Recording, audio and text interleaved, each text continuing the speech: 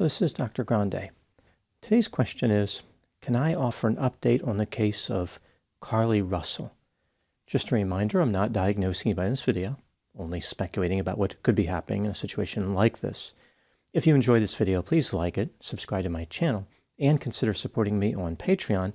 I'll put the link to Patreon in the description for this video. I released a video about this case on July 18, 2023. The police held a press conference on July 19 and provided quite a bit of new information.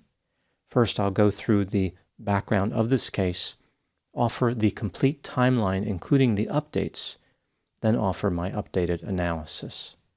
Starting with the background, in 2023, 25-year-old Carlee Nicole Russell was a nursing student with a bachelor's degree in psychology who lived with her parents in Hoover, Alabama. She went by the name Carlee. The city of Hoover is about 10 miles south of Birmingham. Carlee worked part-time at the Woodhouse Spa in Birmingham. Now moving to the updated timeline of the incident. On Tuesday, July 11, 2023, at 7:30 a.m., Carlee's cell phone was used to search the internet for the term, "Do I have to pay for an Amber Alert?" 2 days later, on Thursday, July 13, at 1:03 a.m., another term was searched, "How to take money from a register without being caught." The next search took place at 2:13 a.m. It read, "Birmingham Bus Station." At 2:35 a.m., her phone was used to search the term, "One-way ticket from Birmingham to Nashville." The departure date was the same day, July 13. At 12:10 p.m., a search was placed for the movie Taken. This is a movie about a kidnapping featuring the actor Liam Neeson. Later the same day, 2 searches were made from a computer at the Woodhouse Spa where Carlee worked, including one regarding the maximum age for an Amber Alert.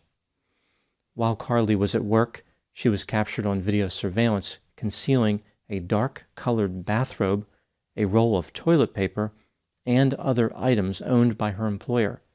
She left with these items at about 8:20 p.m. when she was done for work that day. She drove her red Mercedes-Benz sedan to a Mediterranean cafe about 4 miles away. There she picked up takeout food for her and her mother. After this, she drove 2 miles to the Target store on Route 280. There she purchased Cheez-Its, granola bars, and a drink. She remained in the parking lot of the Target store until 9:21 p.m. Carlee then proceeded south on Interstate 459, which was in the direction of her home.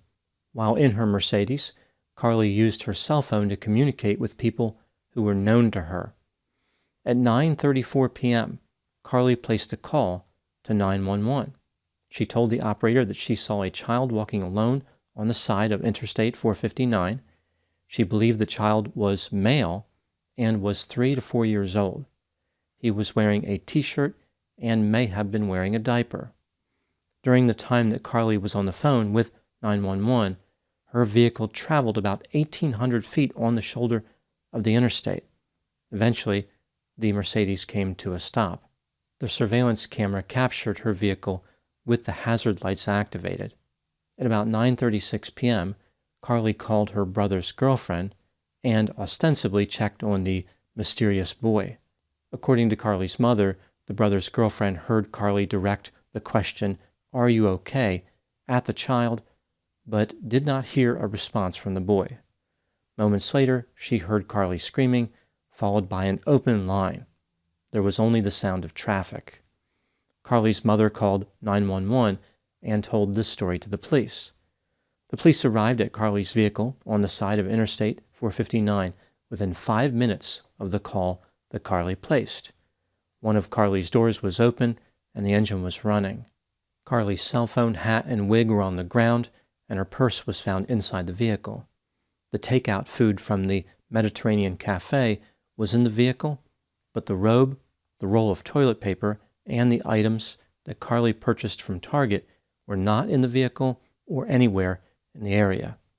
The police reviewed the surveillance video on Interstate 459 and did not see a boy or anyone else near Carlee.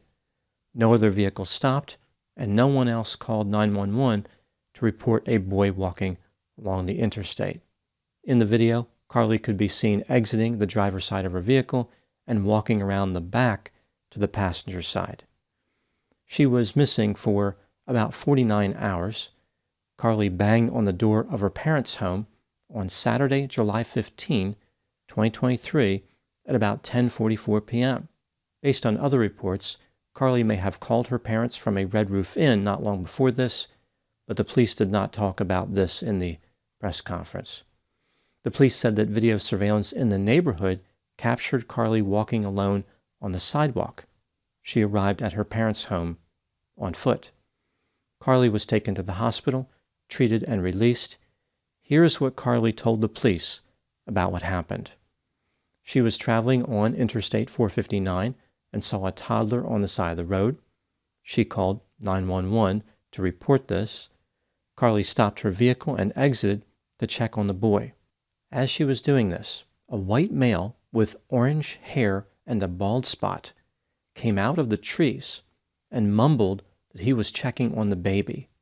The man picked up Carlee and she screamed. He made her go over a fence and forced her into a car. The next thing she remembered was being in the trailer of an 18-wheeler. The man with the orange hair was with a woman, but Carlee only heard the woman's voice. She did not see her. She also heard a baby crying.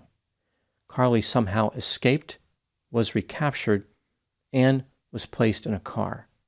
Carlee was blindfolded, but was not tied up because the assailants did not want to leave impressions on her wrists. Carlee was taken to a house where she was photographed without her clothing. When she woke up the next day, she was fed cheese crackers by the woman.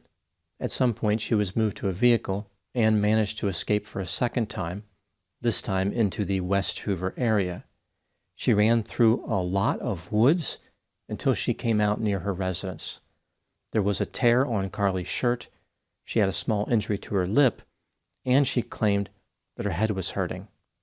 Perhaps her head was hurting from thinking up the ridiculous story that she told the police. The police found $107 in Carlee's right sock. They were unable to verify most of Carlee's initial statement, and she has refused to be interviewed for a second time.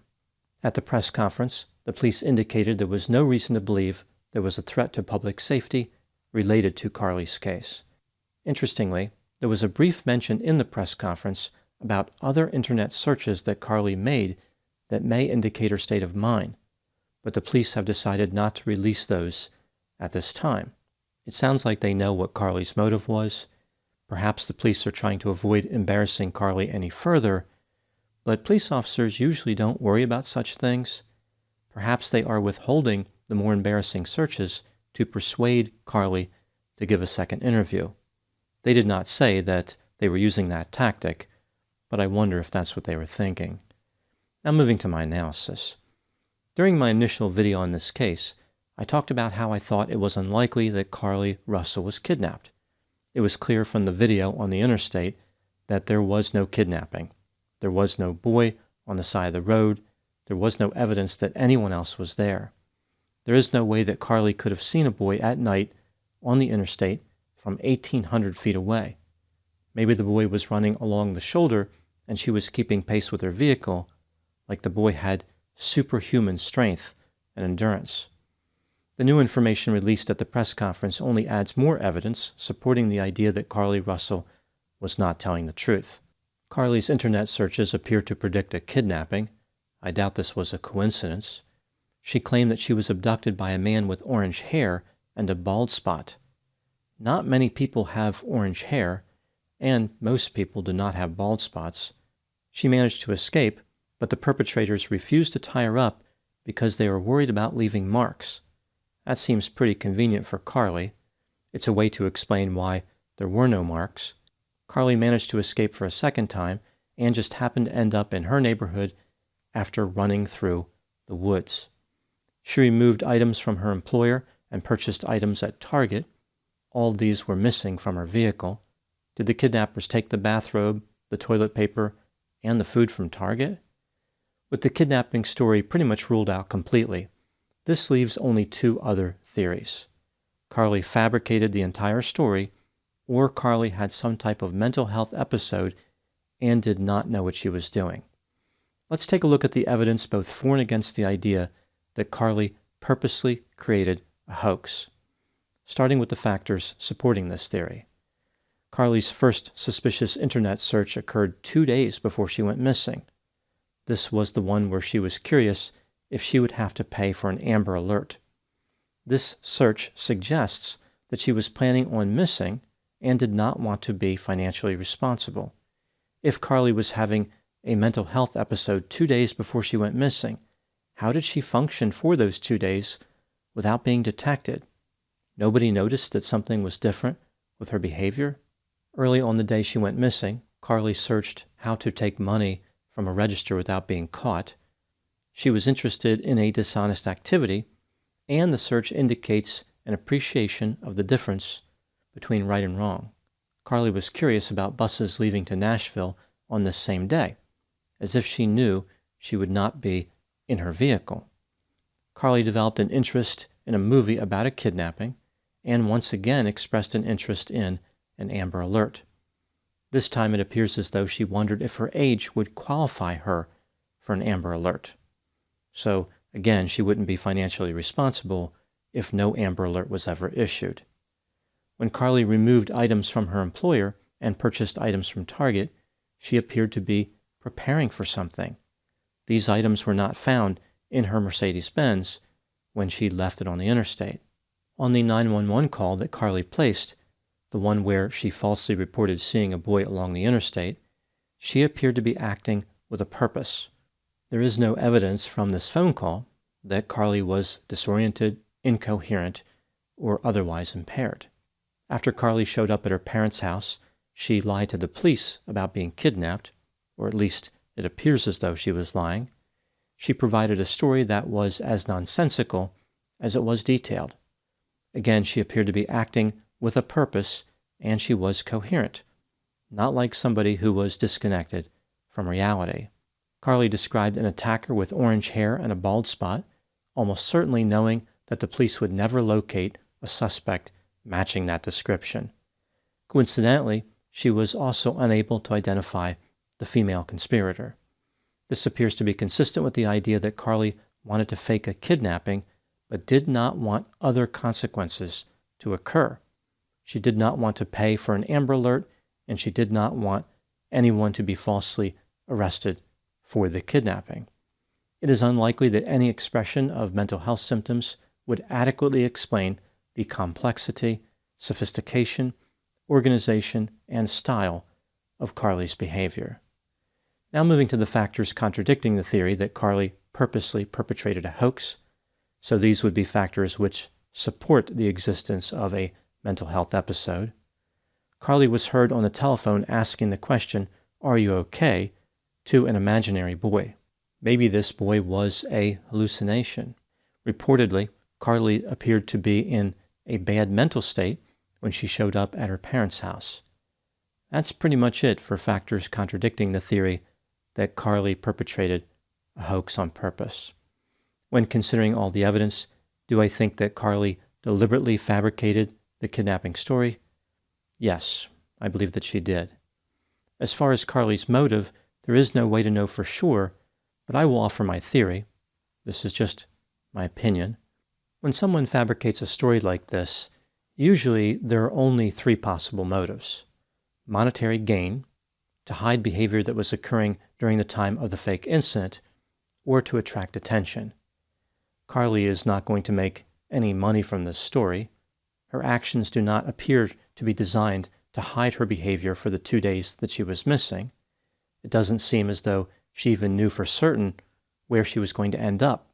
For example, she was interested in taking a bus to Nashville. Carlee's adventure appeared to be designed to attract attention, but not the attention of the public. For example, Carlee isn't talking to the media. She's not trying to remain in the spotlight. If she wanted attention from many people, she could easily obtain it. I think that Carlee was trying to attract the attention of a small audience, like a few people, or maybe even one person. Perhaps this was a way of teaching someone a lesson about what it would be like to lose her, her way of trying to make someone special appreciate her. Carlee appears to have a number of people in her life who are willing to believe anything she says. Maybe she knew that she could easily deceive them. Again, I don't know. This is just a theory. It could be completely wrong. Perhaps Carlee witnessed an alien toddler who was training for the Olympics by sprinting along the interstate. When she investigated, she was kidnapped by the love child of Prince Harry and Daphne from Scooby-Doo.